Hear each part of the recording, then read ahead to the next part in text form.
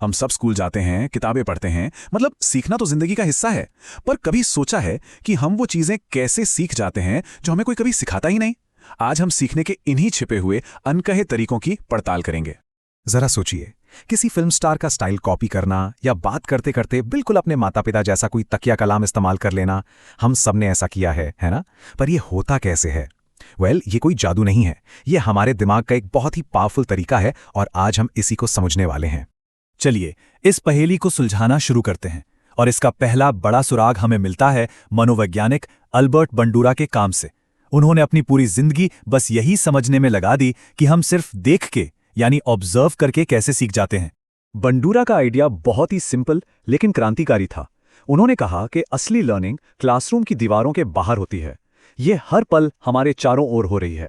जब हम दोस्तों को देखते हैं, परिवार को देखते हैं या फिर स्क्रीन पर किसी को कुछ करते हुए देखते हैं।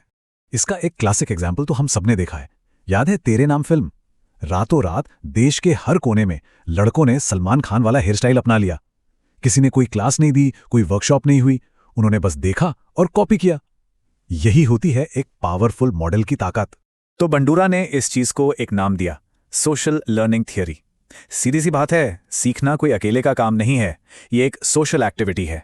हम अनजाने में ही अपने आसपास के लोगों के व्यवहार को सोखते रहते हैं, बिल्कुल एक स्पंज की तरह।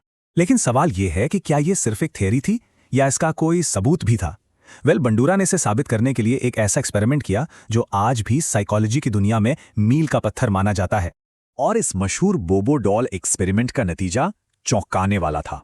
इसने साफ साफ दिखा दिया, बच्चे जो देखते हैं वही सीखते हैं। उन्होंने सिर्फ हिंसा की नकल नहीं की, बल्कि ठीक उसी तरह से की जैसे उन्होंने वीडियो में देखा था। यह एक्सपेरिमेंट हमें बताता है कि देखा हुआ व्यवहार, चाहे वो अच्छा हो या बुरा, कितनी आसानी से हमारी आदतों में ढल सकता है। तो ठीक है, हम देखकर सीखते हैं, पर यह होता कैसे है? मतलब किसी चीज को देखने और फिर उसे खुद करने के बीच दिमाग में आखिर चलता क्या है? बंडूरा ने इसकी भी एक पूरी प्रोसेस बताई है। यह प्रोसेस 4 सिंपल स्टेप्स में होती है। सबसे पहला है अटेंशन, यानी हमारा ध्यान उस मॉडल और उसके काम पर जाना चाहिए। फिर दूसरा है रिटेंशन, मतलब उस जानकारी को याद रखना। तीसरा है रिप्रोडक्शन, यानी उसे करने की काबिलियत होना। और चौथा, जो शायद सबसे जरूरी है, वो है मोटिवेशन, यानी उस व्यवहार को दोहराने की कोई वजह, कोई प्रेरणा होनी चाहिए। जब ये चारों चीजें लाइन में आती हैं, तभी देखना सीखने में बदलता है। अब यहां एक और मनोवैज्ञानिक वाइगोत्स्की से बंडूरा का फर्क समझना दिलचस्प है। देखिए, वाइगोत्स्की का मानना था कि हम एक्टिव होकर साथ मिलकर काम करके सीखते हैं, जैसे एक टीम में क्रिकेट खेलना सीखना।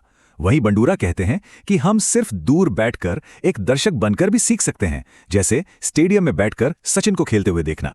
लेकिन रुकिए, अगर सीखना सिर्फ कॉपी करना होता तो क्या हम सब एक रोबोट की तरह एक जैसे नहीं होते? यहीं पर कहानी का दूसरा और बहुत जरूरी हिस्सा शुरू होता है, और यह हमें समझाया जेरोम ब्रूनर ने। उन्होंने कहा, हम सिर्फ कॉपी नहीं करते, हम ज्ञान को बनाते हैं, उसका निर्माण करते हैं। ब्रूनर के मुताबिक हमारा दिमाग कोई खाली बाल्टी नहीं है जिसमें बस जानकारी भर दी जाए। नहीं, हम सब अपने ज्ञान के आर्किटेक्ट हैं। हम हर नई जानकारी की ईंट को अपने पुराने अनुभवों के सीमेंट से जोड़कर कुछ नया, कुछ अपना बनाते हैं। इसी को कहते हैं कंस्ट्रक्टिविस्ट थियरी। सोचकर देखिए, एक ही फिल्म देखकर जब दो दोस्त बाहर निकलते हैं तो दोनों की राय अक्सर अलग होती है। क्यों? क्योंकि दोनों ने उस जानकारी को अपने अपने अनुभवों के हिसाब से प्रोसेस किया। हम सब अपने ज्ञान के निर्माता हैं। ब्रूनर कहते हैं कि यह ज्ञान बनाने का काम 3 तरीकों से होता है। पहला है इनएक्टिव स्टेज, यानी करके सीखना, जैसे एक बच्चा झुनझुना हिलाकर सीखता है। दूसरी है आइकॉनिक स्टेज, यानी तस्वीरें देखकर सीखना, जैसे कोई बच्चा किताब में कुत्ते की तस्वीर पहचानता है। और तीसरी है सिंबॉलिक स्टेज, यानी शब्दों और निशानों से सीखना, जैसे हम भाषा और मैथ्स का इस्तेमाल करते हैं। और सबसे मजेदार बात यह है कि ब्रूनर के लिए यह कोई उम्र से बंधे सख्त नियम नहीं है। सोचिए, जब हम कोई नया आइकिया का फर्नीचर जोड़ते हैं तो पहले उसे करके यानी इनएक्टिव देखते हैं, फिर डायग्राम की तस्वीरें यानी आइकॉनिक देखते हैं, और फिर लिखे हुए शब्दों यानी सिंबॉलिक को पढ़ते हैं।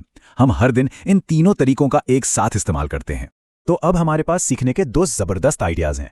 एक तरफ बंडूरा हैं जो कहते हैं हम दुनिया को देखकर सीखते हैं, और दूसरी तरफ ब्रूनर हैं जो कहते हैं हम अपने दिमाग में ज्ञान खुद बनाते हैं।